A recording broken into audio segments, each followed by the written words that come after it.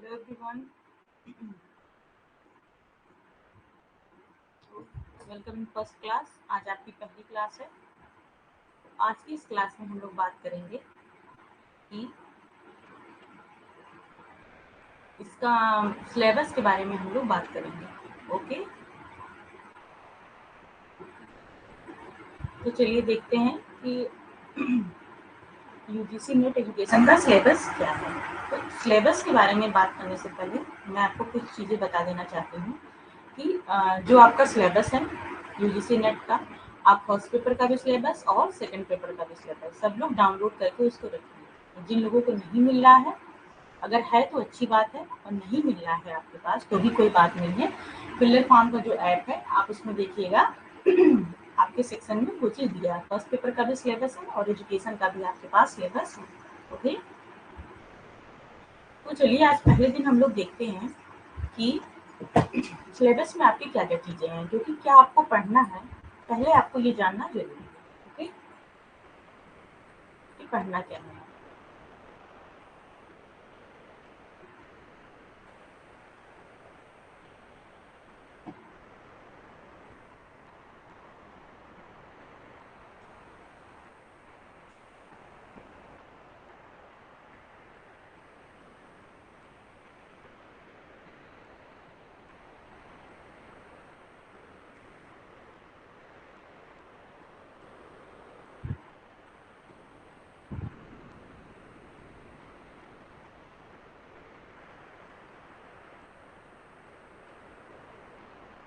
आप लोग के सामने सिलेबस दिख रहा होगा, ये है आपका सिलेबस। ओके,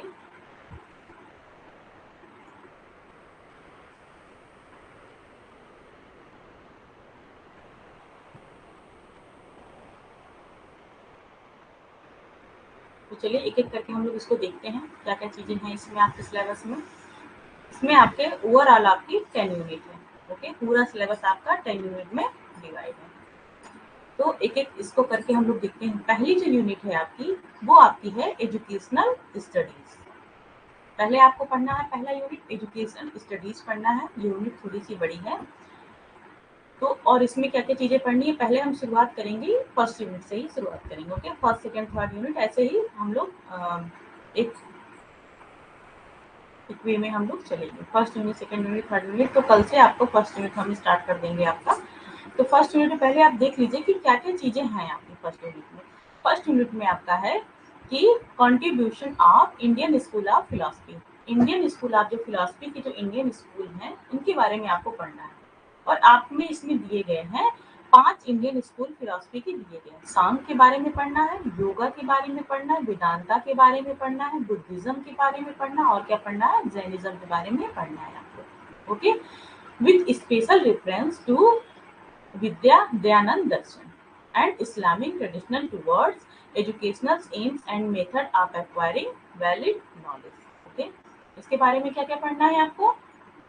इसमें दयानंद दर्शन का भी थोड़ा पार्ट पढ़ना है, इस्लामिक दर्शन के भी बारे में पढ़ना है। ओके, इनके एम्स क्या थे, एजुकेशनल एम्स क्या थे, मेथोडोलॉजी क्या थी, उस समय में कैसे नॉलेज को एक्वायर किया जाता था। Okay, method of acquiring knowledge, इसके बारे में भी आप लोग को पढ़ना है, ये आप देख रहे हैं। और बी पार्ट में इसमें आपको क्या दिया है, पहला जो पार्ट है आपका वो इंडियन स्कूल के बारे में पढ़ना है फिलॉसफी का, और जो दूसरा पार्ट है आपका, जो बी पार्ट है आपका, वो वेस्टर्न स्कूल्स ऑफ थॉट, मतलब वेस्टर्न फिलॉसफी के बारे में आपको पढ़ना है। वेस्टर्न फिलॉसफी में आपको क्या क्या पढ़ना है, आइडियलिज्म पढ़ना है। ओके, आदर्शवाद पढ़ना है, रियलिज्म पढ़ना है, यथार्थवाद पढ़ना है, नेचुरलिज्म पढ़ना है, प्रकृतिवाद पढ़ना है, प्रैग्मेटिज्म, ओके, एग्जिस्टिंग, मतलब इन सब के बारे में आपको पढ़ना, जो एक एक करके हम आपको पढ़ाते रहेंगे। ओके, इनका क्या क्या कॉन्ट्रीब्यूशन है।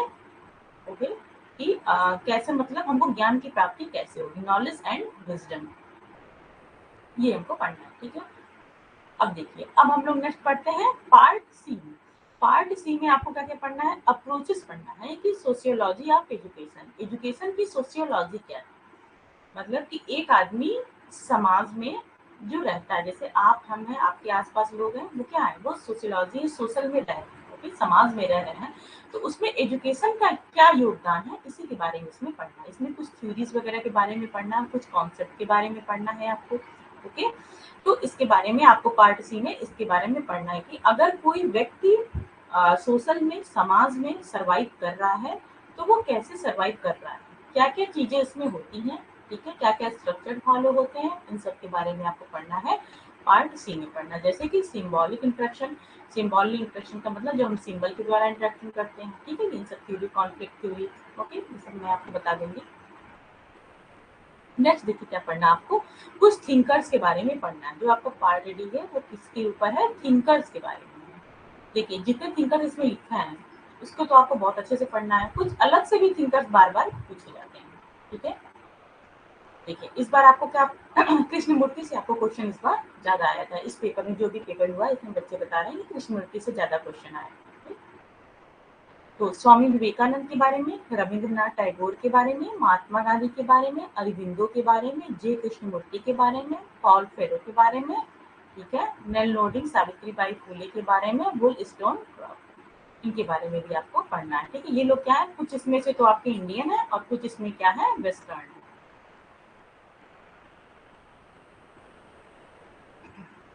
फिर आपको क्या पढ़ना है कि मतलब नेशनल वैल्यूज क्या है, कि जो हमारा कॉन्स्टिट्यूशन है उसमें क्या क्या चीजें बताई गई हैं एजुकेशन के लिए, ठीक है। तो क्या क्या चीजें बताई गई हैं, सोशलिज्म के बारे में बताया गया है, सेक्युलरिज्म के बारे में, जस्टिस मिलना चाहिए, लिबर्टी मिलनी चाहिए, डेमोक्रेटिक होनी चाहिए, इक्वालिटी होनी चाहिए, फ्रीडम होनी चाहिए, ठीक है। इन सब का क्या पढ़ना है with special reference to education, मतलब एजुकेशन में इन चीजों का क्या यूज होगा, क्या बढ़ावा देने के लिए सब चीजों की जस्टिस की बात की गई कि एजुकेशन में क्या जस्टिस मिलना चाहिए, एजुकेशन में क्या लिबर्टी मिलनी चाहिए, एजुकेशन में क्या डेमोक्रेटिक मिलनी चाहिए, इन सब चीजों के बारे में बताया गया इसमें। आपका एक पार्ट इसमें खत्म हो गया, ओके।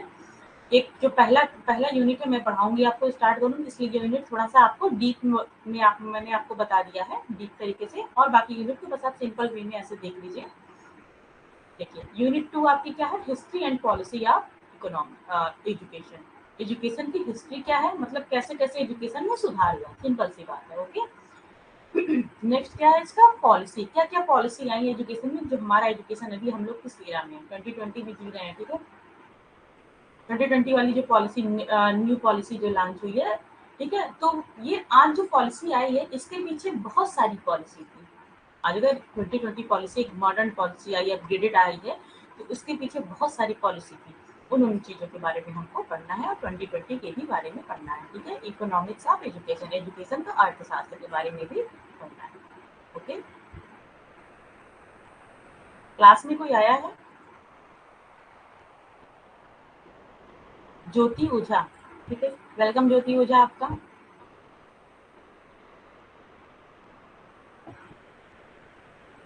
जो मैं पढ़ा रही हूँ वो आपको समझ में आ रहा है बेटा?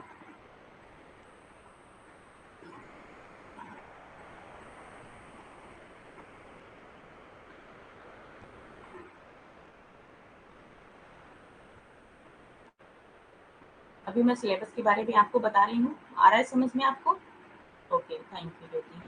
ठीक है ज्योति, आप टेलीग्राम ग्रुप, अगर आप नहीं ऐड है तो टेलीग्राम ग्रुप पे भी आप ऐड हो जाइएगा, ठीक है, वहां से भी आपको चीजें पता चलती रहेंगी, ओके। अभी हम लोग सिलेबस के बारे में बात कर रहे हैं आज।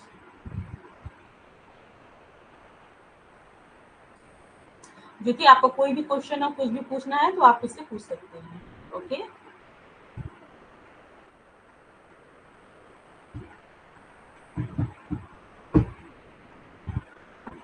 ठीक है, तो अभी हम लोग क्या पढ़ रहे हैं, यूनिट 2 के बारे में थोड़ा देख लीजिए क्या क्या चीजें इसमें है। आज पहला दिन है आपका, तो आप थोड़ा एक बार सिलेबस के बारे में देखिए।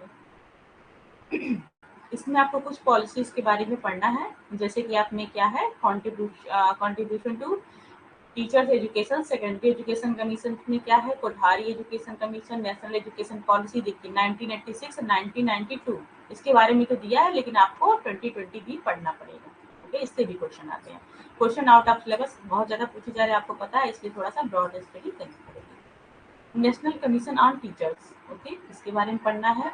नेशनल करिकुलम फ्रेमवर्क के बारे में पढ़ना है। एक आपका कब आया था, 2005 में आया था, दूसरा कब आया था, 2009 में आया था, एनसीएफ, तो दोनों के बारे में आपको पढ़ना पड़ेगा। नेशनल नॉलेज कमीशन के बारे में पढ़ना है, जस्टिस वर्मा कमेटी, ठीक है, इन सब के बारे में आपको पढ़ना है। तो इसमें बहुत सारी कमेटी वगैरह है। पार्ट 2 में आपको ये पढ़ना है। पार्ट 3 में आपको क्या पढ़ना है, लर्नर एंड लर्निंग का प्रोसेस। कि हमें जो चीजें हमको जो लर्न होती है वो किस प्रोसेस में लर्न होती है, ठीक है। कॉग्निटिव थ्योरी क्या होती है, बिहेवियरिस्टिक थ्योरी क्या होती है, ओके। अलग अलग थ्योरियां इसमें होती हैं, अलग अलग प्रोसेस से हम कोई चीज की लर्निंग करते हैं, तो इनके बारे में भी पढ़ना है। अभी आपको सिर्फ इंग्लिश का दिख रहा होगा, भी मैं सिर्फ आपको ऐसे बता रही हूँ, लेकिन आपको जब क्लास चलेगी हिंदी इंग्लिश दोनों मिलेगी, ठीक है। तो इसलिए आप ज्योति, अगर आपको हिंदी ज्यादा प्रीफर करती है तो परेशान ना होइएगा, ठीक है। मैं आपको हिंदी में ही बता दे रही हूँ। लर्नर एंड लर्निंग प्रोसेस मतलब कि सीखना और सीखने की प्रोसेस कैसे होती है। ग्रोथ एंड डेवलपमेंट, ओके, कि ग्रोथ कैसे होता है, डेवलपमेंट क्या है, उसका कॉन्सेप्ट पढ़ना है, कॉग्निटिव प्रोसेस पढ़ना है, ठीक है। और इसमें कुछ थ्योरीज दी गई हैं कि फ्रायड ने क्या बोला है, कार्ल रोजर ने क्या बोला है, अल्पोर्ट ने क्या बोला है, ठीक है, मैक्स वर्जीनियर ने क्या बोला, कोर्ट कप्पा ने क्या बोला, इन सब चीजों के बारे में आपको पढ़ना है। मेंटल हेल्थ और मेंटल हेल्थ, ठीक है। ये यूनिट थोड़ी सी बड़ी है लेकिन बहुत अच्छी यूनिट है, अच्छा लगेगा पढ़ने में आपको। चौथी यूनिट क्या है, टीचर एजुकेशन। टीचर एजुकेशन में आपको पढ़ना है एनसीईआरटी का क्या काम है, एनसीटी का क्या काम है, ठीक है। टीचर एजुकेशन के फील्ड में क्या क्या काम करते हैं, इसमें आपका एनसीएफ भी आ जाएगा, एनसीएफ 2009 भी आ जाएगा इसमें, ठीक है। Primary education, secondary education, higher education, teacher को कैसे दी जाती है कि टीचर एक टीचर जाके प्राइमरी में कैसे शिक्षा मतलब पढ़ा सके, टीचिंग कर सके। हायर की क्या होती है, प्री सर्विस। प्री सर्विस समझ रहे होंगे कि मतलब जो बीएड का कोर्स होता है, बीटीसी डीएलएड एमएड का कोर्स होता है, प्री सर्विस मतलब सर्विस में आने से पहले जो कोर्सेज कराए जाते हैं उसको बोलते हैं प्री सर्विस। तो उनका कैरिकुलम कैसा होता है, ठीक है, इन सब के बारे में आपको पढ़ना है। और इन सर्विस में आने के बाद आपको क्या क्या ट्रेनिंग दी जाती है, मतलब जब आपको जॉब मिल जाती है, तो इन सब के बारे में आपको मिला जुला चीजें इसमें है। टीचर एजुकेशन मतलब टीचर का क्या एजुकेशन, इसके बारे में पढ़ना। और बाकी कुछ देखिए यहाँ पे क्या है, नेशनल लेवल्स के बारे में पढ़ना है कि कुछ एजेंसियां हैं हमारे सरकार की जो टीचर एजुकेशन के फील्ड में क्या क्या काम करती है। एसएससी का क्या काम है, सर्व शिक्षा अभियान का, ठीक है। रमसा मतलब राष्ट्रीय Madhyamik Shiksha Abhiyan, SCERT, NCERT, NCTE, okay, and UGC, इन सबों का क्या काम है इसके बारे में पढ़ना है। Concept of profession and professionalisation, इन सब के बारे में पढ़ना है, ठीक है। तो ये तो आपका टीचर एजुकेशन से रिलेटेड हो गया। अब आप देखिए कि यूनिट 5 आपका क्या है, करिकुलम स्टडी। इसमें आपको पढ़ना है कि एक करिकुलम बनाने के लिए क्या क्या चीजें दिमाग में रखनी चाहिए कि बच्चे को हम ज्यादा से ज्यादा डेवलपमेंट कर सकें, ठीक है। करिकुलम बनाने की स्टडी जिसमें करें, सिंपल सी बात, ठीक है। तो करिकुलम प्लानिंग कैसे करेंगे, आगे करिकुलम प्लानिंग कैसे करेंगे, करिकुलम का प्रिंसिपल्स कैसे होता है, क्या क्या नेशनल बॉडीज होती हैं, यूजीसी, एनसीटी या यूनिवर्सिटी हमारे करिकुलम को डेवलप कैसे करती है, ओके। तो इन सब के बारे में यहाँ पे पढ़ना है।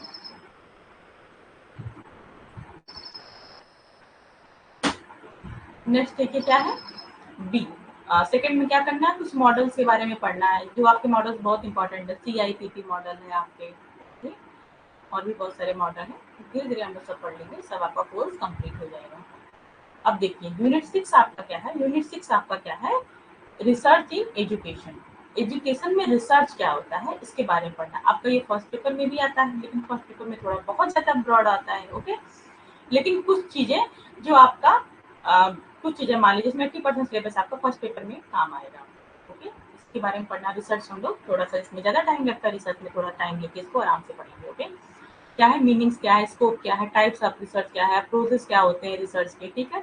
और हाइपोथेसिस के बारे में आपको पढ़ना है। देखिए वेरिएबल्स के बारे में पढ़ना है, हाइपोथेसिस के बारे में पढ़ना है, तो इन सब चीज़ों के बारे में पढ़ना है, ओके। कुछ इसमें स्टैटिक्स का भी पार्ट है, इस बार मैं कोशिश करूंगी स्टैटिक्स और अच्छे से आप लोग को पढ़ा पाऊँ, ठीक है, थोड़ा सा ब्रॉड में पढ़ाऊँ। ज्योति समझ में आ रहा है आपको, यूनिट 7। यूनिट 7 में क्या है, पेडागॉगी, एंड्रोगॉगी एंड असेसमेंट। पेडागॉगी मतलब क्या होता है, जो बच्चे को पढ़ाने के लिए हमको ट्रेनिंग देती है उसको क्या बोलते हैं, पेडागॉगी, इसके बारे में पढ़ना है हम लोग को। फिर क्या है एंड्रोगॉगी, एंड्रोगॉगी का मतलब क्या होता है, जो मतलब एडल्ट लर्नर को पढ़ाने के लिए, ओके। थैंक यू ज्योति, कोई भी क्वेश्चन हो तो ज्योति आप पूछ लीजिएगा, अभी बस एक ओवरव्यू में बता रही हूँ, लेकिन कुछ भी दिमाग में आ रहा, कोई भी टॉपिक आपको समझना है तो आप मुझसे पूछ सकती हैं, अभी भी पूछ सकती हूँ, मैं सब कुछ भी बता दूंगी आपको, ठीक है। तो एंड्रागॉगी, एंड्रागॉगी का मतलब ये हो गया कि जब हम एडल्ट लर्नर को पढ़ाते हैं। एंड्रा, एंड्रा को याद करिए, एडल्ट से याद करिए, तो इनके बारे में पढ़ना कि कैसे कैसे स्ट्रेटजीज अपनानी है, उनको हमको समझना पड़ेगा कि उनका लेवल्स क्या है, इन सब के बारे में हमको पढ़ना। और बाकी पढ़ना असेसमेंट, असेसमेंट का मतलब क्या हो गया, आकलन, ओके। देखिए असेसमेंट होता है और एक क्या होता है, इवेल्युएशन। ठीक है, इवेल्युएट करना किसी को। तो इवेल्युएट का मतलब क्या होता है, मूल्यांकन करना, मतलब किसी का जांच परख करना कि पॉजिटिव या निगेटिव। किसी का अगर आप मूल्यांकन करते हैं तो वो क्या होता है, वो हमेशा एक होता है कि आप किसी का पॉजिटिव देख रहे हैं या फिर निगेटिव चीज देख रहे हैं, मतलब उसमें सुधार की गुंजाइश कम होती है। लेकिन एजुकेशन में हमको क्या करना रहता है, असेसमेंट करना रहता है। एक टीचर एक बच्चे का क्या करना चाहिए, उसको असेसमेंट मतलब आकलन करना चाहिए। आकलन में क्या है कि आप उसके पॉजिटिव निगेटिव टर्म को देख के आप उसमें सुधार करिए। उस बच्चे को अगर उसमें कोई निगेटिव चीज है, कोई टॉपिक नहीं समझ में आ रहा, कोई भी प्रॉब्लम हो रही है, ठीक है, तो उसमें हमको क्या करना है, असेसमेंट करना है, ना कि उसको इवेल्युएट करना है, मूल्यांकन नहीं करना। ठीक है, और मूल्यांकन करना भी, तो मूल्यांकन कब होता है, हमेशा लास्ट में होता है, जब हमारा सेमेस्टर एंड होता है या हमारी यूनिट एंड हो रही है, हमारा एक मतलब पूरा सेशन एंड हो रहा है, तो उसमें करना है। लेकिन असेसमेंट क्या करना है, ज्यादा प्रीफर हमको क्या करना है, असेसमेंट। ठीक है, तो ये न्यू एजुकेशन पॉलिसी में ये सब चीजें इसमें ज्यादा समझाई गई अच्छी तरीके से, तो इसके बारे में हमको पढ़ना है कि असेसमेंट हमको क्या करना है, किस किस तरीके से किया जाता है। जो पहली यूनिट है वो पेडागॉजी के बारे में दी गई है, यूनिट का पार्ट 1। दूसरा क्या दिया गया है, देखिए असेसमेंट के बारे में, पेडागॉजी एंट्रागॉजी, और इन दोनों का असेसमेंट कैसे होता है, बस सिंपल सी बात है, आपको इस यूनिट में यही पढ़नी है। अब आपको देखिए यूनिट 8, पेडागॉजी का मतलब होता है कि पैडा मतलब समझ लीजिए क्या होता है, पैडा मतलब चाइल्ड होता है। एक मिनट मैं फिर से बताती हूँ। पैडागॉजी देखिए, पैडा का मतलब क्या होता है, आप ऐसे याद करिए, पैडागॉजी मतलब पैडा, जो बच्चे पैदा हुए हैं, ठीक है, मतलब कि छोटे बच्चे। पैडा मतलब पैदा, ओके। न्यू बॉर्न भी, मतलब न्यू बॉर्न तो बहुत ज्यादा हो जाएगा, लेकिन पैदा मतलब बोले कि जो पैदा हुए भी, पैदा मतलब क्या हो गया, जो भी आए हैं, मतलब छोटे बच्चे, उनको जो पढ़ाने के लिए हमको टीचिंग स्किल अपनानी पड़ेगी। उनके लिए चाहे हमको प्री सर्विस में हमको मतलब पहले ही सर्विस में आने से पहले ही हमको कुछ हमको जैसे कि मतलब टीचिंग वगैरह दी जाती है, जो बी एड एम एड में सिखाया जाता है, बीटीसी रेलवे जो भी आप किए होंगे उसको सिखाया जाता है, तो वो आपका क्या होगा, पेडागॉजी हो गया। ओके, और एंड्रागॉगी, जो एंड्रा मतलब किससे बताए, एडल्ट से आगे कि जो एडल्ट को सिखाने के लिए जो हमको स्किल अपनानी पड़ती है, हमको टीचिंग मेथड अपनाना पड़ेगा, उसको बोलेंगे एंड्रागॉगी। आगे समझ में ज्योति,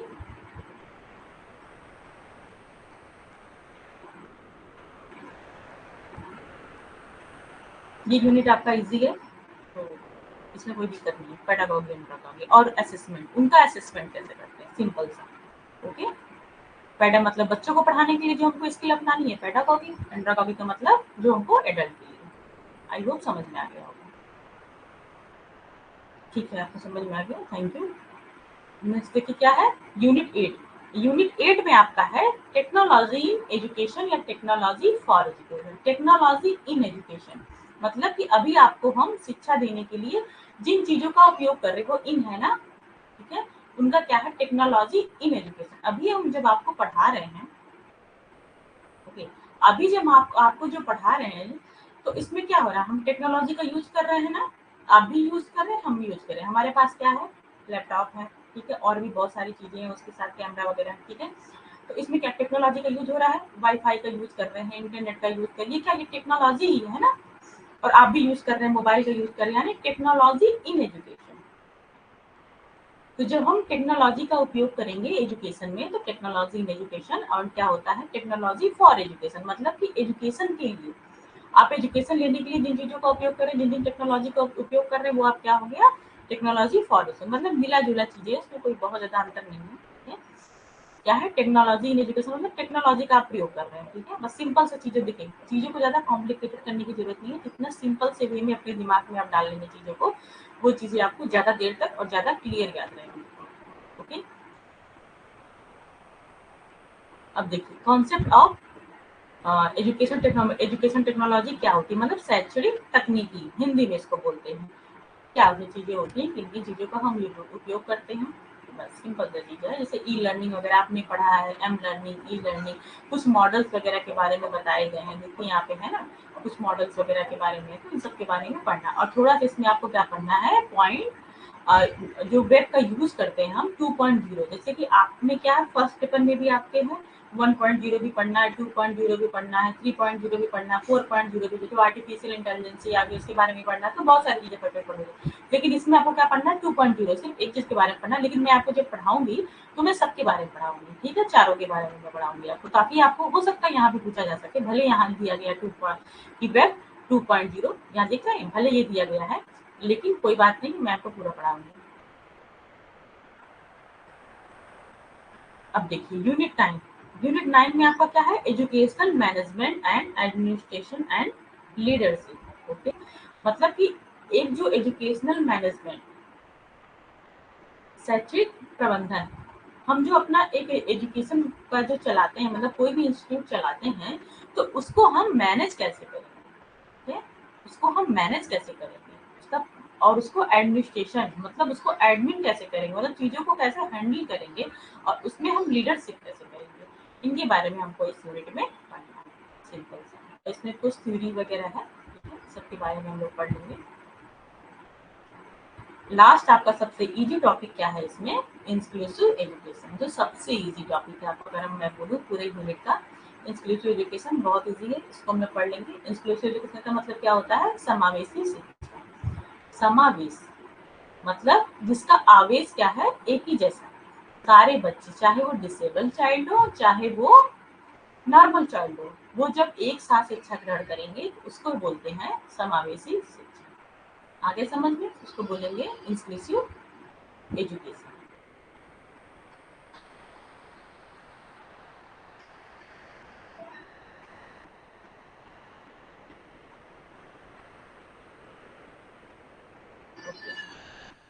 तो इसमें आपको पढ़ना है बहुत सारे एक्ट वगैरह क्या क्या काम करते हैं, जैसे जो डिसेबल चाइल्ड हैं उनको उनकी शिक्षा को प्रमोट करने के लिए कौन कौन से एक्ट काम करते हैं, इन सब के बारे में पढ़ना है कि किस किस एक्ट में किस किस पॉलिसी में इनकी बात होगी। जो सबसे एक मानिए कि जो सबसे ज्यादा इनके लिए काम करता है वो क्या करता है, पर्सन विथ डिसेबिलिटी एक्ट, जिसको आपने नाम सुना होगा PWD। अब देखो कोई फॉर्म भरते हैं उसमें पूछता है कि PWD, अगर कि आप इस कैटेगरी से तो नहीं है, उसको वही बोलते हैं पर्सन विद डिसेबिलिटी एक्ट। एक एक्ट लाया गया जो बच्चे डिसेबल हैं उनके लिए, बहुत सारी चीजें इसमें आई हैं, ठीक है, कि उनको कैसे शिक्षा देनी है, उनको क्या क्या फैसिलिटी देनी है, उनके लिए स्कूल कैसा हो, मतलब इन सब के बारे में हमको पढ़ना है, जो क्या क्या रिकमेंडेशन इसमें दी गई। ओके, वैसे डिसेबल चाइल्ड के लिए बहुत सारे लोगों ने काम किया है, जैसे कि इसमें क्या क्या है, SSA सर्व शिक्षा अभियान में भी बोला गया है। ओके, और UNCRPD, ये क्या है, United nation convention on rights with a person and disability, मतलब UNCRPD जो है एक कन्वेंशन हुआ यूनाइटेड नेशन में, कि जो पूरे वर्ल्ड के जितने भी डिसेबल चाइल्ड हैं उनके राइट्स के लिए एक कन्वेंशन हुआ, कि उनको क्या क्या राइट्स मिलनी चाहिए, उनको क्या क्या फैसिलिटी मिलनी चाहिए, ठीक है, और इसमें क्या है, इंडिया भी पार्ट लिया है अपना UNCRPD, इसलिए हम लोग को इसको भी पढ़ना है कि UNCRPD क्या है। ओके, चलिए, और क्या पढ़ना है, कुछ क्या क्या इसमें बैरियर्स हैं, कि इंक्लूसिव एजुकेशन में क्या क्या बैरियर्स होते हैं, मतलब बहुत इजी यूनिट है, इसको आप लोग बहुत इजीली हैंडल कर लेंगे, इसमें कोई दिक्कत आपको नहीं आने वाली है। तो आपको एक ओवरऑल सिलेबस समझ में आ गया ज्योति, मैंने एक बार आपको ओवरऑल सिलेबस समझा दिया, तो आज का टॉपिक हम स्टार्ट करें क्या, एनी क्वेश्चन ज्योति, आपको कोई क्वेश्चन है?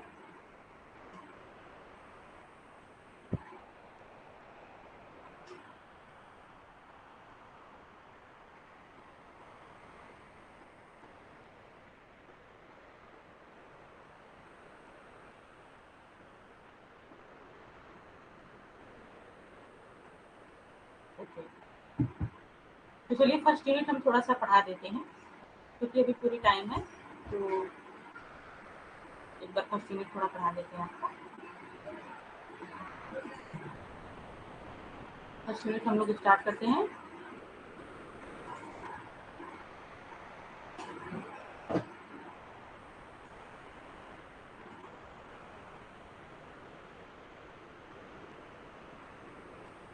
ज्योति, आपको कोई भी क्वेरी हो कभी भी किसी टाइम, ठीक है, तो आप मुझसे पूछ सकती हैं, मैं भी आपको अपना वो बता देती हूँ। टेलीग्राम आईडी बता देती हूँ, तो उस पे आप अभी भी मैसेज कर दीजिएगा, तो मैं आपको ग्रुप में ऐड कर दूँगी। अगर आप ग्रुप में ऐड, अगर आपके पास लिंक है तो वहाँ से भी हो जाएगा, और नहीं है तो आप मुझे मैसेज कर दीजिएगा, मैं आपको ग्रुप में ऐड कर दूँगी। ओके,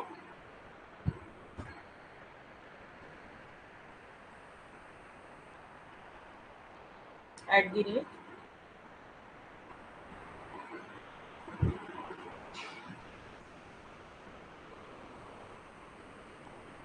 आंचल NJTU।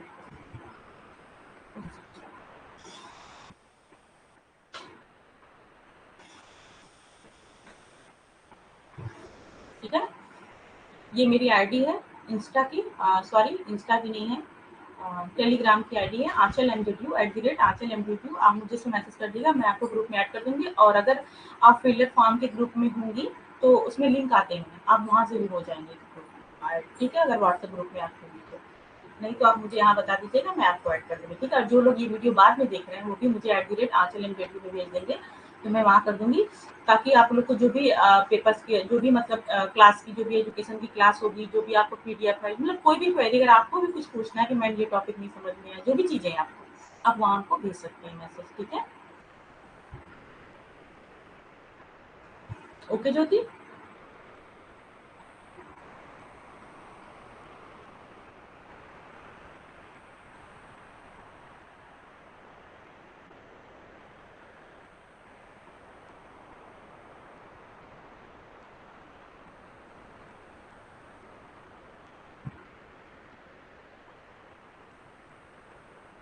चलिए, ओके, हाँ ठीक है, ये मेरा कोड है AMCS10। तो जो लोग ज्योति, तो आप ऐड हो गई होंगी, जो लोग ऐड नहीं है, अगर ये कोड यूज़ करेंगे तो इससे क्या होगा, 10% ऑफ मिलता है। तो ये फिर देखते हैं हम लोग एजुकेशनल स्टडीज। पहला आपका यूनिट क्या है, एजुकेशनल स्टडीज। इसमें आपको क्या क्या चीजें पढ़नी है, अभी हम लोग इस पर डिस्कस कर चुके हैं, एक बार फिर से कर लेते हैं। जो आपका पार्ट ए है, पहले हम लोग पार्ट ए पढ़ते हैं।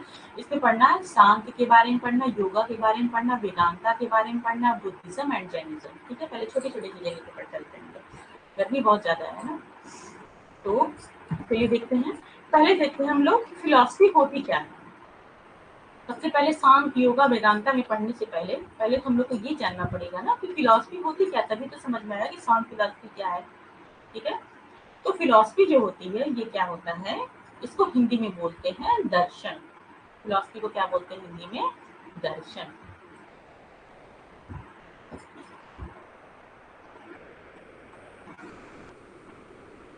ओके, दर्शन। तो इसमें देखिए, जो फिलॉसफी होता है वो क्या है, वो ग्रीक वर्ड से मिलकर बना है। ग्रीक वर्ड किससे बना है, फिलोसोफिया।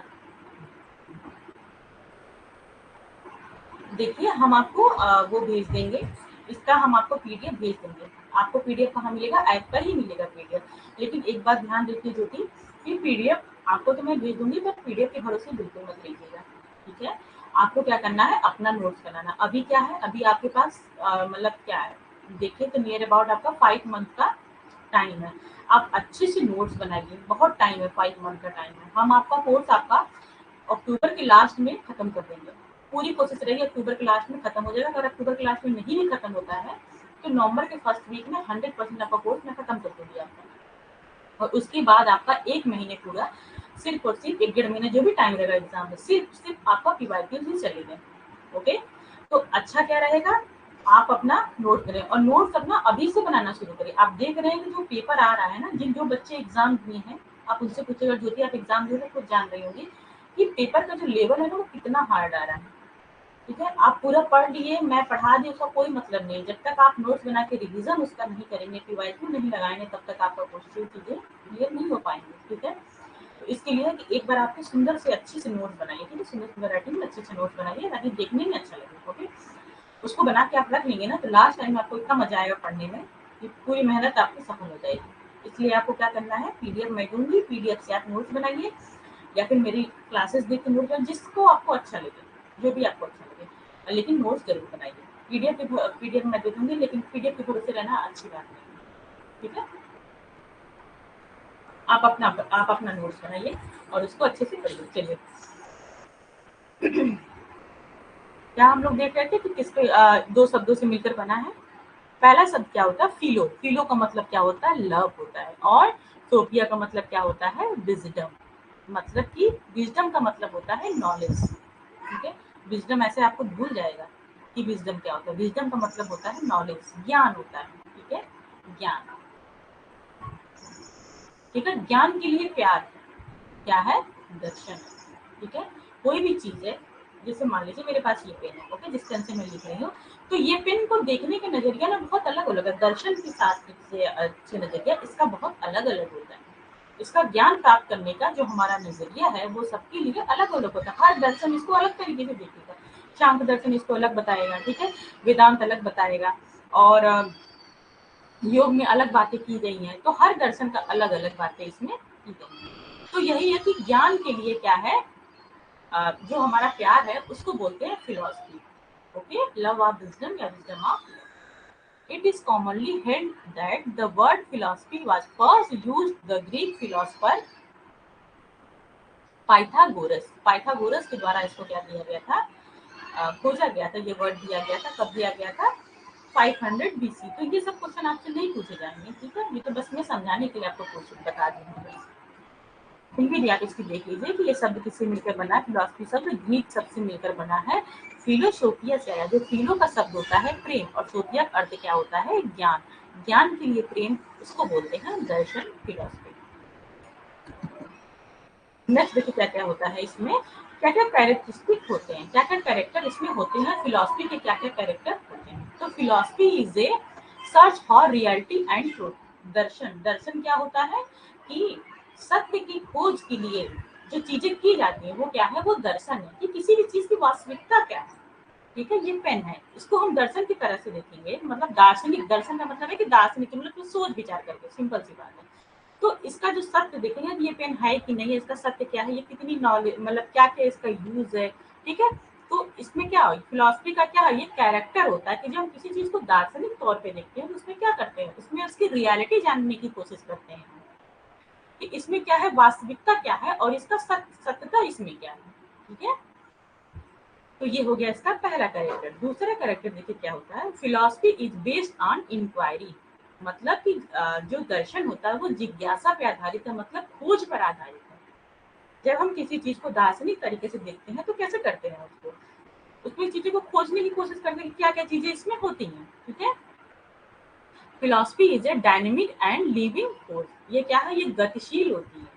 मतलब कि ये नहीं है कि रिजिड नहीं होती। रिजिड का मतलब है कि अगर मैंने मान लिया कि ये पेन है, ठीक है, ये पेन है, तो अगर मैंने हमेशा माना कि नहीं ये पेन ही है, बस इसका कुछ काम नहीं है, सिर्फ इसका ऐसा है, तो ये चीजें फिलॉसफी में नहीं है, दार्शनिक तरीकों से इसको नहीं, ये डायनेमिक है, मतलब चेंजेबल है।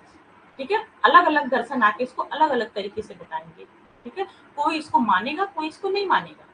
ठीक है, अभी हम लोग आगे आपको पढ़ेंगे कौन दर्शन क्या चीजें कहता है इसमें। ओके, ये यूनिट थोड़ी सी बड़ी है, थोड़ी सी टफ भी है, तो इससे आप घबराइएगा नहीं। ओके, इसीलिए मैं पहले बताऊँ क्योंकि अभी क्या आपके, अभी आपका माइंड क्या है, पूरी तरह से फ्रेश है। ओके, इसलिए ये यूनिट पहले पढ़ लीजिए आप लोग, ताकि चीजें जल्दी समझ, और जो चीजें नहीं समझ में आ रही है ना, वो बेझिझक आप मुझसे पूछ सकते हैं कि मैडम ये कैसे है क्या नहीं। ठीक है ज्योति, उसमें आप जरा सा भी झिझक मत करिएगा कोई भी चीज पूछने में। तो फिलॉसफी क्या है, एक डायनेमिक है। डायनेमिक मतलब चेंजेबल होता है कि हर फिलोसफर क्या होता है, उसके सोचने का जो नजरिया होता है वो अलग अलग होता है। अच्छा ये बताइए कि अम, मान लीजिए आपके आस पड़ोस, आपके जानकारी में किसी की मृत्यु हो गई, ठीक है, तो उसको क्या, उसको हर आदमी अपने अपने अपने दर्शन से दिख रहा है। दर्शन मतलब सिंपल सा वर्ड यूज करिए कि मतलब सोचने का नजरिया, फिर कोई टेंशन नहीं होगा। ये क्या है, फिलॉसफी है। हर आदमी को अपनी अपनी, फिर कहते हैं ना कि तुम्हारी फिलॉसफी है, तुम ये करते हो वो करते हो, जो भी चीजें आदमी बोलता है अपनी। तो ये क्या है, फिलॉसफी क्या डायनेमिक होती है, लिविंग फोर्स होती है। मतलब कि हर सबके सोचने का तरीका क्या होता है, डायनेमिक होता है, मतलब चेंजेबल होता है, अलग अलग। किसी व्यक्ति की मौत हो गई, मतलब मर गया, तो उसमें क्या होगा, हर आदमी का सोच तरीका अलग होगा। कोई ये भी सोच सकता है कि ठीक है, कि मतलब क्या है कि मानव का शरीर है, मिट्टी का था, मिट्टी में मिल गया, कुछ लोग बोलते हैं ना। तो ये क्या है, उसकी फिलॉसफी है, उसकी सोचने का नजरिया। कोई क्या बोलेगा कि बहुत बुरा हुआ, भगवान को ऐसा नहीं कर, 10 गाली भगवान को देते हैं 10 लोग। ठीक है, तो उनका अलग ना, वो भी सही, वो भी गलत नहीं है। तो ये क्या है, ये उनकी फिलॉसफी हो गई। कुछ लोग क्या बोलेंगे, कुछ लोग जैसे कि बोले कि मतलब आत्मा तो अजर अमर है, जैसे गीता में बोला गया है कि आत्मा क्या है, अजर अमर है, कभी नहीं मरती है। ठीक है। तो कुछ लोग सोचेंगे ये शरीर त्याग के वो उनको दूसरा जन्म मिल गया, वो किसी और जन्म में चले गए, बोलते हैं ना आपके आस पड़ोस आपके घर के या फिर आप। तो ये क्या है, सबकी फिलॉसफी क्या होती है, अलग अलग होती है, चेंजेबल होती है, डायनेमिक होती है। आई होप आपको ये टर्म समझ में आ गए होंगे। फिलॉसफी क्या है, philosophy is art as well as science. Philosophy क्या है, पहले आप इसको साइंस पढ़े समझिए। फिलॉसफी क्या है, वैज्ञानिक तरीके से चीजों को सोचती है, मतलब विश्लेषण करके, हवा में बातें नहीं होती, जो चीजें इसमें दिखती है रहती है वही बातें होती हैं। ये क्या है, साइंटिफिक चीजें हैं। और उस चीजों को आर्टिस्टिक तरीके से जो आदमी सोचता है, मतलब अपनी तरीके से घुमा फिरा के जो सोचता है, वो क्या कहलाता है, वो कहलाता है art. Okay. Philosophy is the art of thinking rationally and systematic of the reality of the whole। क्या है, दर्शन समग्र रूप से वास्तविकता के बारे में तर्क संगत और व्यवस्थित रूप से सोचने की कला है। मतलब जो हमारी वास्तविकता है उसको क्रिटिकली तरीके से, तर्क संगत तरीके से, मतलब अभी जैसे बताया किसी की डेथ हो गई, तो उसके हर आदमी को सोचने का तरीका क्या है, वो क्रिटिकली है, वो रैशनली है। ठीक है, ये देखिए हिंदी दे रहे ना, तो तर्क संगत तरीके से, मतलब हर आदमी का अलग अलग तरीका है, इसको क्या है, सबका अपने आप तरीके से सोचने की तरीके। तो ये सब क्या है, ये सब जो चीजें आपको मैंने बताई ये क्या है, ये सब इसके क्या है, कैरेक्टर एंड फिलोसफी के। नेक्स्ट देखिए, जो फिलोसफी होती है वो तीन प्रकार, इसका मतलब किसी भी चीज को सोचने समझने के तीन प्रकार होते हैं, ऐसा बताया गया है। पहला मेटाफिजिक्स तत्व मीमांसा, एपिस्टेमोलॉजी ज्ञान मीमांसा, और एक होता है एक्सियोलॉजी मूल्य मीमांसा। इसको हम लोग पढ़ते हैं। पहला क्या है आपका, मेटाफिजिक्स। मेटाफिजिक्स का मतलब होता है कि तत्व मीमांसा। तत्व मीमांसा क्या है जी, ये बताइए। चलिए मैं बता रही हूँ, सिंपल सा। कोई भी चीज आप जब याद करते हैं ना, तो उसको साइड में थोड़ा सा उसका एक एग्जांपल लिखिए जब आप नोट्स बनाइएगा। ठीक है, जब आप नोट्स बनाइएगा, जैसे आपने मेटाफिजिक्स लिखा उसमें, और आपने क्या लिखा उसके बाद लिखा तत्व मीमांसा, तो उसके नीचे थोड़ा सा लिख लीजिए ब्रैकेट में बना के, जैसे करके या एग्जाम्पल जो भी आपको हिंदी इंग्लिश में जैसे भी लिखना है, आप उसमें थोड़ा सा चीजें को बार नोट कर लेंगे ना, एक लाइन उसमें छोटा सा, चीजें याद रहेंगी। तत्व मतलब क्या होता है, पदार्थ। ठीक है, पदार्थ मतलब क्या होगा कि किन किन चीजों से कोई चीज मिलकर बनी है, ये होता है ना पदार्थ, कि किन किन पदार्थों से चीजें मिलकर बनी है। तो मेटाफिजिक्स जो होती है वो, उसमें हम बात करते हैं कोई भी चीज है तो वो किस चीज से मिलकर बनी है। ओके, ठीक है, हम लोग अभी क्या पढ़ रहे हैं, हम लोग पढ़ रहे हैं फिलॉसफी। ओके, फिलॉसफी को पढ़ने के तीन तरीके होते हैं। क्या क्या होता है, मेटाफिजिक्स तत्व मीमांसा, एपिस्टेमोलॉजी ज्ञान मीमांसा, और क्या होता है एक्सियोलॉजी। एक्सियोलॉजी का मतलब मूल्य मीमांसा। ओके, आप मान लीजिए कि अभी जो डेथ वाला एग्जांपल था वही मैं लेती हूँ। ठीक है, यहाँ मैं आपको बता देती हूँ अच्छे से। डेथ, किसी की डेथ हो गई, इसको हमको क्या देखना है, दर्शन की तरीके से देखना है, फिलोसफिकल तरीके से देखना है। तो उसका जो मेटाफिजिक्स होगा, कुछ लोग मेटाफिजिक्स के तरीके से देखेंगे, और कुछ लोग एपिस्टेमोलॉजी के तरीके से देखेंगे, और कुछ लोग एक्सियोलॉजी के तरीके से देखेंगे। बस तीन तरीके से आप ऐसा इसको समझने का तरीका मैं बस सिर्फ बता रही हूँ आपको। ठीक है, मतलब मेटाफिजिक्स तत्व मीमांसा, कुछ लोग क्या करेंगे कि नहीं, मिट्टी का शरीर था, मिट्टी में ही मिल गया, यानी वो क्या, जिन चीज से शरीर बना है तत्व से मिलकर बना है, तो उसी तत्व में मिल गया। कुछ लोग ऐसा सोचेंगे तो वो क्या हो जाएगा, मेटाफिजिक्स हो जाएगा। एपिस्टेमोलॉजी मतलब ज्ञान मीमांसा, कुछ लोग को ज्ञान प्राप्ति हो जाए कि नहीं। ठीक है, अलग अलग तरीके से ज्ञान प्राप्ति करने का सबका तरीका, सोचने का तरीका है जी। कुछ लोग बोलेंगे कि क्या नाम है, जैसे किसी की मृत्यु हो गई तो चलो ठीक है, आदमी बहुत बुरा था हो गया है, फिर कुछ लोग कुछ अलग बोलेंगे कि हाँ चलो अच्छा नहीं था, चोर था, बदमाश था, थोड़ा समाज को परेशान करता था, ठीक है, अच्छा हुआ चला गया। तो इन सब मतलब ज्ञान की बात कर रहे हैं, ज्ञान मीमांसा हो गई। और कुछ लोग क्या बोलेंगे, एक्सोलॉजी मतलब नैतिक चीजों की बात करें, कि भगवान के पास चला गया, उनकी ज्यादा जरूरत थी, जो भी चीजें भी बोले। तो अलग अलग तरीके से किसी भी दर्शन को देखने का क्या होता है, तरीका होता है, और वो तरीका तीन तरीके से बताया गया है, मेटाफिजिक्स, एपिस्टेमोलॉजी और एक्सियोलॉजी। आगे समझ में, ये शॉर्ट फॉर्म में मैं पहले थोड़ा समझा दी हूँ। ठीक है, क्योंकि जो लोग नए होंगे उनको ये यूनिट समझना शुरुआत में थोड़ा सा भी समझने में टाइम लगेगा। ओके, लेकिन समझ में आ जाएगा, तभी आएगा। आपको जब भी कोई क्वेश्चन का डाउट लग रहा है, आप तुरंत उसको पूछिएगा। ठीक है ज्योति, और बाकी जो लोग इसको रिकॉर्डेड वीडियो देखेंगे वो मुझे पूछ सकते हैं। ठीक है, मुझे टेलीग्राम पे पूछ सकते हैं, @आंचल पे पूछ सकते हैं, जो ग्रुप बना है आप उस पर पूछ सकते हैं, किसी भी जगह आप उनसे पूछ सकते हैं। ठीक है, तो अभी देखिए मेटाफिजिक्स का अब हम लोग थोड़ा सा डीप में पढ़ते हैं, जो कि समझ में आ रहा है। मेटाफिजिक्स, एपिस्टेमोलॉजी, एक्सियोलॉजी आपको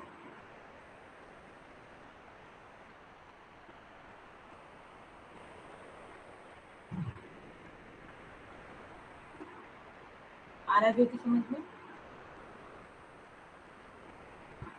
ओके ठीक है, थैंक यू। थोड़ा सा ये टॉपिक अलग सा हटके है ना, सब लोग कम पढ़ते हैं, इस वजह से मुझे लग रहा है कि समझ में आ रहा है कि नहीं आ रहा है, क्योंकि समझ में आना बहुत जरूरी है, क्योंकि क्वेश्चन आते हैं इससे ना।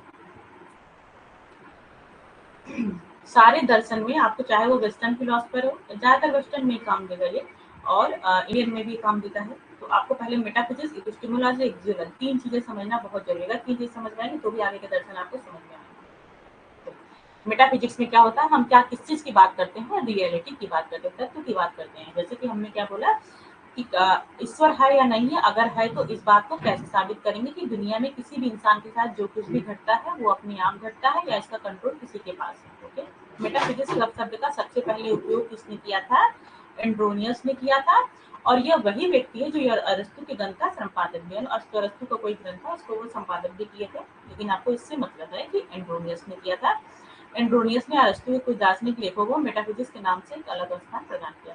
ठीक है, सिंपल सा बात याद करें, मेटाफिजिक्स मतलब क्या होता है? तत्व मीमांसा। इसमें हम रियलिटी की बात करते हैं। जैसे कि ये पेन है, अगर ये पेन बनी है तो वो किन किन चीजों से बनी, किस किस पदार्थ से मिलकर बनी है, ये क्या हो जाएगा? तत्व मीमांसा हो जाएगा। ठीक है, किससे बात कर रहे हैं? तत्व की बात कर रहे हैं। ये किससे बनी? प्लास्टिक वास्टिक इसमें लगा, कुछ केमिकल्स लगे होंगे, कुछ इसमें प्रोसेस हुई है, कुछ मोल्ड वगैरह में डाल के इसको पेन का आकार दिया गया होगा। ठीक है, ये क्या हो, ये मेटाफिजिक्स के तरीके से देखेंगे, यानी वो किस तत्व से मिलकर बनी है, इसका तत्व मीमांसा। नेक्स्ट हम क्या देखते हैं?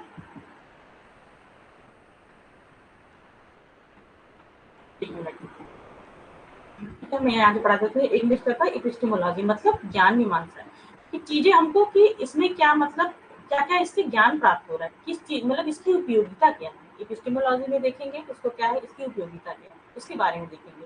एक्सियोलॉजी मतलब इसकी नैतिक मूल्य पर, ये काम क्या करता है, इसका कुछ काम है, ये चल रहा है नहीं चल रहा, या फिर इससे हम किसी और को प्रॉफिट दे सकते हैं कि नहीं, इसमें पॉजिटिव नेगेटिव क्या क्या गुण है इसमें, ये इसका हो जाएगा एक्सियोलॉजी हो जाएगा। ठीक है, एक सिंपल वे में ऐसे समझिए।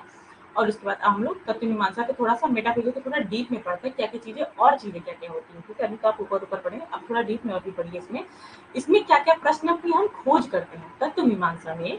मेटाफिजिक्स में हम क्या क्या चीजों की खोज कर सकते हैं, मतलब क्या है, किसकी सत्ता है, मतलब क्या चीज रियल है। ओके, ये जो पेन है वो क्या है, ठीक है, इसकी मूलभूत इकाई क्या है, ये देखिए। दूसरा क्या है, सत्ता की मूलभूत, मतलब ये क्या है, किसी भी चीजों को समझना था, नहीं कि पेन के बारे में बात करें, आप किसी भी चीज को दार्शनिक तरीके से देखेंगे तो क्या क्या चीजें इसमें होती हैं। सत्ता की मूल इकाई क्या है, मतलब किन चीजों से मिलकर बना है। सत्ता का स्वरूप क्या, अगर ये पेन है तो इसका स्वरूप क्या है, मतलब हम मेटाफिजिक्स तरीके से हम देखें तो इन इन प्रश्नों को हम इस चीज को इसमें शामिल करते हैं, इसको देखते समझते हैं। और इसमें क्या देखेंगे, इसमें कितने प्रकार है, मतलब क्या क्या इसमें पार्ट है, कैसे कैसे चीजें बनी। ठीक है, ये भी क्वेश्चन इसमें आ सकते हैं।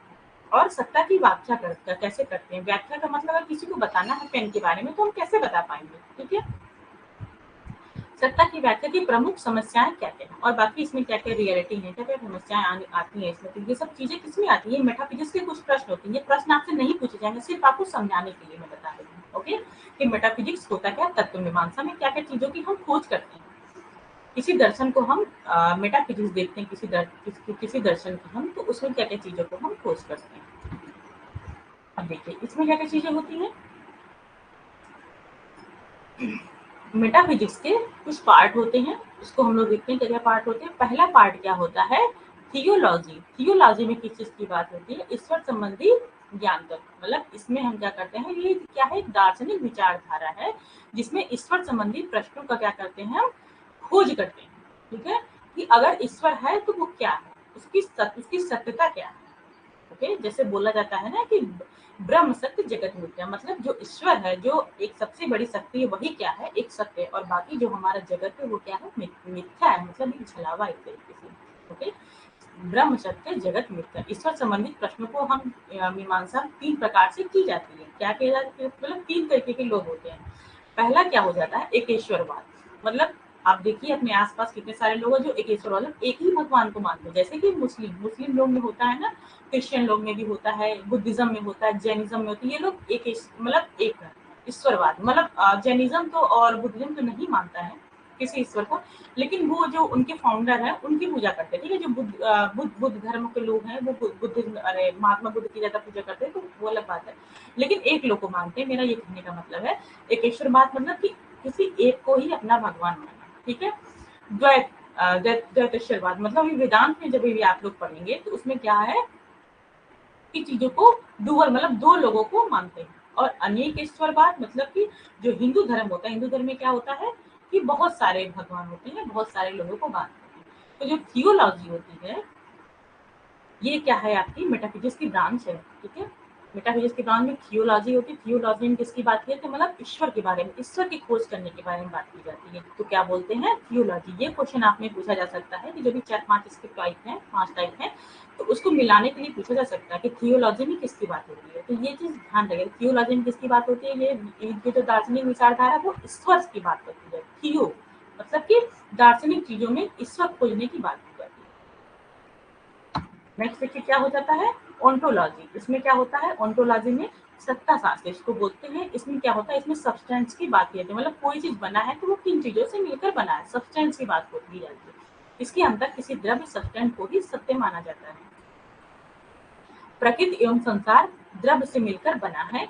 जो भी हमारी प्रकृति है, जो हमारे आसपास चीजें हैं, वो क्या किसी न किसी चीज से मिलकर बना है। किससे मिलकर बना है, जैसे ये पेन है, पेन की हमने बात की है, तो ये पेन किससे मिलकर बना। अगर हम ओंटोलॉजी इसका देख रहे हैं तो ओंटोलॉजी में क्या हो जाएगा कि किसकी बात की, सत्ता शास्त्र की, मतलब ये जिसकी जो सत्ता बनी है, यानी ये जो पेन बनी है वो किससे, किस सब्सटेंस से मिलकर बनी है, तो प्लास्टिक से मिलकर बनी हो सकता है, कुछ और भी चीजें इसमें रही हो, ठीक है, लेकिन देखने में तो प्लास्टिक मुझे दिख रहा है।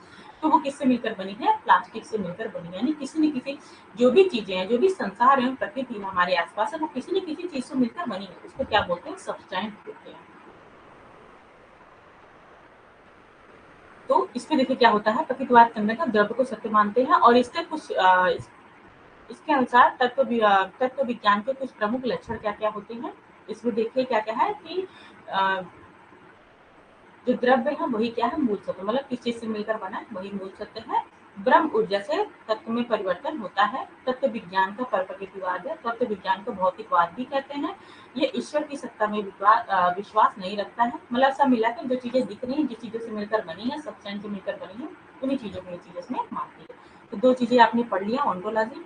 अब हम लोग कल की क्लास में इसके आगे की क्लास करेंगे, ठीक है। एक बार मैं इसको फिर से रिवीजन कर दे रही हूँ, तो आप लोग को ज्यादा यूनिट 1 पढ़ रहे हैं, हम लोग क्या पढ़ रहे हैं, एजुकेशनल स्टडीज। ओके, यूनिट 1 में आप क्या पढ़ा, सबसे पहले आप फिलॉसफी के बारे में पढ़ें कि फिलॉसफी शब्द है वो 2 शब्दों से मिलकर बना है, किन चीजों से मिलकर बना है, फिलो और सोफिया। फिलो का मतलब लव और सोफिया का मतलब विजडम, विजडम का मतलब ज्ञान, मतलब ज्ञान के लिए जो प्यार हमारा है वही है फिलॉसफी। दार्शनिक तरीके से हमको ज्ञान की खोज करना ही फिलॉसफी होती है। ये किसने दिया था, ये दिया था पाइथागोरस ने दिया था 500 बीसी में दिया था। इसके क्या क्या कैरेक्टरिस्टिक है, क्या क्या है, ये रियलिटी की बात करती है, ट्रूथ की बात करती है, इसमें इंक्वायरी होती है, ये एक चेंजेबल है, डायनेमिक है, ये एक आर्ट है, और क्या है, ये एक साइंस भी है। अब हम लोग किसकी बात करते हैं, मेटाफिजिक्स। मेटाफिजिक्स का मतलब होता है तत्व मात्र, कोई भी चीज किन चीजों से मिलकर बना है, क्या क्या तत्व उसमें यूज में, इसकी बात होती है मेटाफिजिक्स में, इसकी बात होती है। तो मेटाफिजिक्स में किसी भी चीज को मेटाफिजिक्स तरीके से सोचने के क्या क्या क्वेश्चन हो सकते हैं, मतलब इसमें ये बताया गया है कि इसकी सत्ता क्या है, मतलब कोई भी चीज है उसकी सत्ता क्या है, किन चीजों से मिलकर बना है, उसका स्वरूप कैसा है, अगर हम किसी और को बताएं तो क्या करके बताएंगे, ठीक है, ऐसी क्या क्या समस्याएं हो सकती हैं, ये हमारा आ जाएगा मेटाफिजिक्स में, ठीक है। और मेटाफिजिक्स के कुछ टाइप्स होते हैं, तो पहला टाइप इसमें क्या है, 5 टाइप होते हैं इसके। थियोलॉजी, थियोलॉजी का मतलब ये होता है कि ईश्वर क्या, इसमें किसकी बात होती है, भगवान की बात होती है, ईश्वर की बात होती है, मतलब दर्शन की वो शाखा जिसमें ईश्वर की बात होती है, ठीक है, थियोलॉजी। इसमें एकेश्वरवाद आता है, द्वैतेश्वरवाद आता है और अनेकेश्वरवाद आता है। मतलब जो एक भगवान को मानते हैं वो क्या हो गया एकेश्वरवाद, 2 भगवान को मानते हैं वो द्वैतेश्वरवाद, और जो बहुत सारे लोगों को मानते हैं उनको क्या बोलते हैं, अनेकेश्वरवाद, ठीक है। दूसरा क्या हम लोग पढ़े, ओंटोलॉजी, मतलब सत्ता शास्त्र, कोई भी चीज बना है वो किन चीजों से मिलकर बना, सब्सटेंस क्या यूज है, मतलब किस द्रव्य से मिलकर बना, ये बात होती है ओंटोलॉजी की बात होती है। तो आज की क्लास हम लोग यही फिनिश करते हैं, ठीक है। आज की क्लास में एनी डाउट आपको, किसी को कोई डाउट है?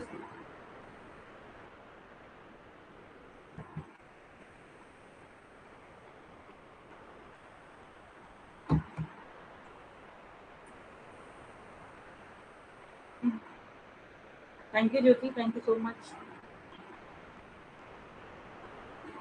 आप लोग के जो कमेंट होते हैं ना वो बहुत ज़्यादा खुश करते हैं, ठीक है। अच्छा लगता है कि हाँ किसी को समझ में आया, मेहनत सफल हो रही है। Thank you so much Jyoti, thank you so much. आप टेलीग्राम का ग्रुप जरूर से ज्वाइन कर लीजिएगा, ठीक है। ये उसलिए कि आप कभी किसी टाइम आप नोट्स बना रही हैं, कोई क्वेश्चन माइंड में आ गया या चीजें आप उस समय अभी आप क्लास के टाइम नहीं आ पाएंगे, ठीक है, आप बाद में क्लास देखिए, आपको नहीं समझ में आया तो आप वहाँ हमसे पूछ सकती हैं पर्सनली, उसमें कोई प्रॉब्लम नहीं है, ओके। और मुझे जब जब टाइम मिलेगा, वैसे मैं पूरे टाइम ही ऑनलाइन रहती हूँ तो जब टाइम मिलेगा आप मुझे बात कर सकते हैं, ठीक है। Okay, okay Jyoti, thank you so much. Regular class attend करिएगा आप, ठीक है। लाइव क्लास में आना बहुत जरूरी है, क्योंकि लाइव क्लास में क्या होता है, इंटरेक्शन होता है, चीज़ों को जो समझ नहीं आ रहा वहीं पूछना ज़्यादा इजी होता है, ओके। किसी दिन कोई परेशानी है, कहीं आना जाना है, कोई भी कम चीज़ें हैं तो उसमें आप बाद में अटेंड कर सकते हैं, उसमें कोई दिक्कत नहीं है, लेकिन कोशिश करेंगे सब लोग कि लाइव क्लास अटेंड करें तो वो ज़्यादा ईजी होगा, है ना। चलिए ठीक है, फिर आज की क्लास हम एंड करें, कल मिलते हैं फिर 4 बजे, ठीक है।